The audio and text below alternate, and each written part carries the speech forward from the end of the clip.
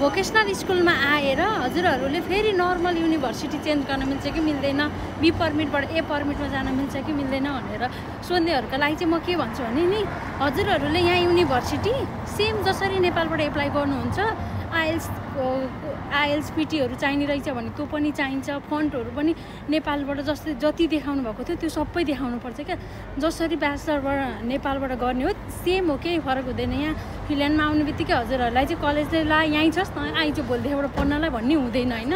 Same entrance exam दिएर अनि first permit निकालेर होइन, रेसिडेन्ट पर्मिट निकालेर नै एप्लाई गर्नुपर्छ भने पछाडि नेपालदेखि नै ब्याचलरको लागि आउनु न, किन बेकारमा भोकेसनलमा आउने क्या यहाँ आएर चेन्ज गर्नलाई। सेम हो क्या प्रोसेस, हजुरले आइदर नेपालबाट गर्नु या फिनल्यान्डदेखिबाट गर्नु सेम हुने भइसके पछाडि किन रिस्क लिनुहुन्छ भिजा आउने नआउने होइन।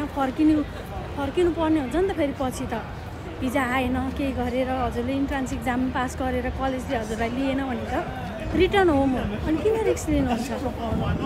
विचार गर्नु है साथीहरू।